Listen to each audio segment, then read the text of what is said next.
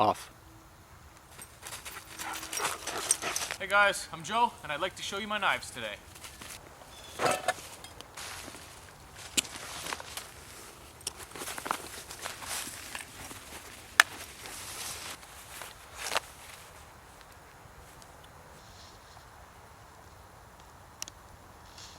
So some of you will know these knives, you've seen them before, some of you won't, no big deal. Let's start with the Mora.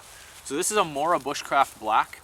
This is a great knife. This is a good knife if you're just starting out, or if you're a budget bushcrafter, you don't want to spend a lot of money on a knife or whatever, you want to throw a knife in your truck, something like that. I think it's like $50 to $70 really, at top 70 bucks for this thing, made in Sweden. This is my favorite Mora. So the sheath is nice, it's a hard, kind of like a plasticky sheath, I'm sure it's an actual name for it, but feels like plastic. It's got this swivel dangler. Scout, go on buddy, go. It's got this swivel dangler on it, which is nice because I like to use a dangler on my knives. It's also got this jimping kind of thing, right where you're going to take the knife out. So you put your thumb on there and just kind of pop it out. Works pretty good. The blade itself, it's about 4 inches long, give or take. It's 1/8 thick, 1/8 inch thick, and it's got a squared spine for striking a fire steel, and it does that really well. And I'm really happy that they did that on this knife because it's called the Bushcraft Black, and in my opinion, a bushcraft knife should have a squared spine to strike a fire steel from. I've actually tried to file my other ones down on my other Moras with not as good success as this. This thing will throw the sparks.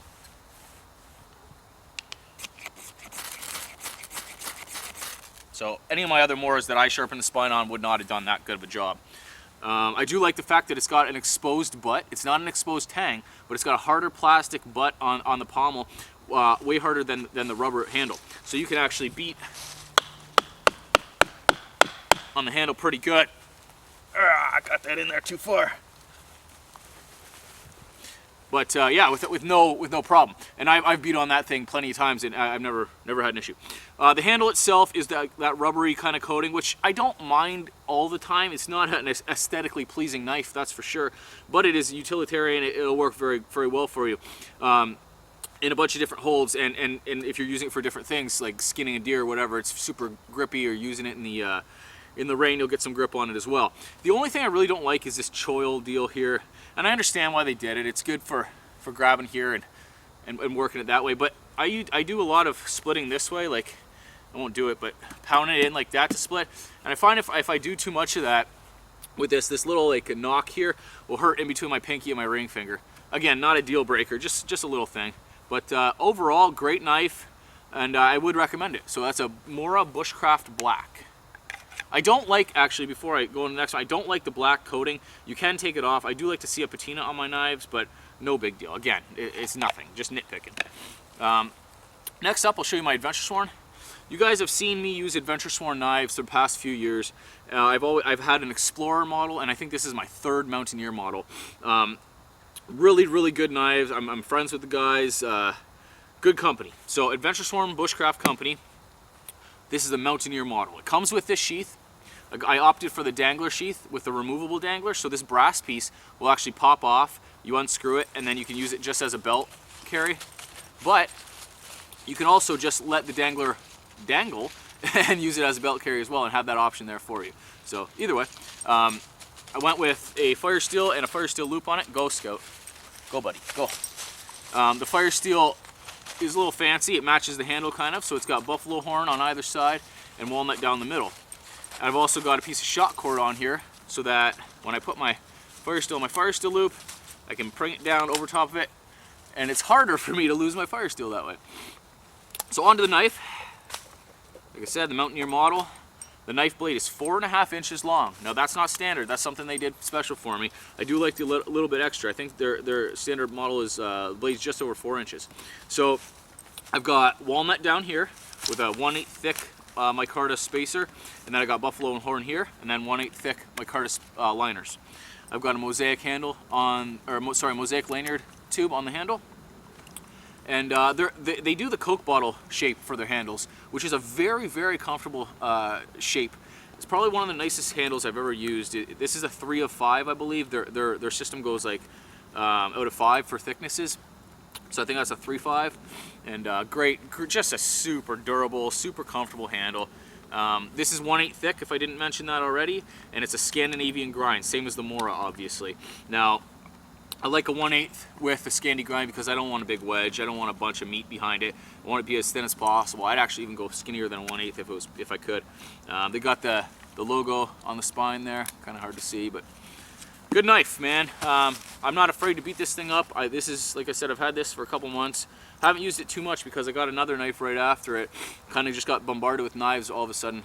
For the longest time, I only had this thing, the Mora, so I'm knife rich right now, but yeah, good knife. Adventure Sworn, I think, they're offering the Mountaineer and the field grade, and the Explorer in field grade model. So you get it for like 185 bucks, I think, without a sheath, which is a steal. So quality stuff still. So adventuresworn.com for that one. Next up will be my Victorinox or Swiss Bianco or Swiss Army knife or whatever you want to call it, Bushcrafter. I think it's a Swiss Bianco Bushcrafter. He did these. So it's got a nice green, really nice green handle. I really like the shade of green, but I'll lose that in the woods, I'm sure. So I got this paracord lanyard. I just gutted 550 cord and did a reverse twist on itself, and then whipped the end with the guts, and I put a little carabiner on it. Goes on my belt, and then this goes in my pocket. So this knife is good for a lot of things. This knife is what I would use on a backpacking trip. It's got just 3 tools on it. It's like a miniature, slimmed down version of a farmer, SAK farmer. So all it has is the knife, the awl, and the saw blade. That's really all you need. To be honest, I wouldn't mind a can opener on it, but it's not a deal breaker. I can open a can with whatever. But this is what I would bring on a backpacking trip solely. I wouldn't bring this and a saw or and an axe or anything. I would bring this by itself. To be totally honest with you guys, I don't use a knife a lot when I'm backcountry camping. It just, if I'm doing a bushcrafting overnight or something like that, I'll use a knife a lot. But on the canoe trip or on a backpacking trip where you're constantly moving, really this is all you need. Maybe on a canoe trip you bring an axe as well, a small axe, but for backpacking, that's it right there for me. Good knife. So this is my brand new knife. I got this maybe a month ago. This is a Turley Gasconade, made by a guy named Israel Turley who lives in Missouri. So if you guys have watched my channel for a long time, you know that I started out with Turleys. I would have like 4 or 5 Turleys. That's what I was using for the longest time. Had to sell them all, unfortunately, for bills and stuff like that. But things are a little bit better now, and I was able to grab one. My name was on the list for like 4 years, and I was able to pick this bad boy up. So this is a Gasconade. It's 5/32 thick. The blade length is only about 3 3/4 long. I've got natural micarta handle with no liners. This is a bruiser. This is just a beast of a knife. This is like my ideal belt knife. I love this thing. Super comfortable handle again. It's more of like just like a block almost, but it feels great. Like just very ergonomic. Very, very good handle. I've had this, like I said, the least amount of time, and I've got the most patina on it because I've been using it for my food. A convex knife is good to cut your food with, whereas a Scandi kind of wedges it out. Like if you're cutting an apple or cheese, it'll like break almost, whereas this convex will slice right through. Even though it is 5/32, and 5/32 is wider than the 1/8. But it's just because this is all meat behind the blade, the edge that digs in. So, durable knife. I like this. I'll use this knife with hardwoods more often than not. Yeah. Super impressed with this knife. It does not come with a sheath though. That's one of the things that kind of sucks.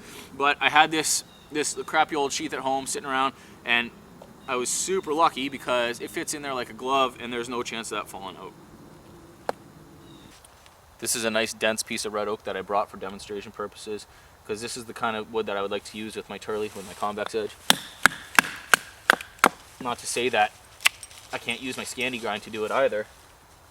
Definitely not. I just feel like it's more hardwoodsy using the convex, but this is the Scandi, and no problem going through it either. I have no worries about the edge retention on either of them, on any of them actually.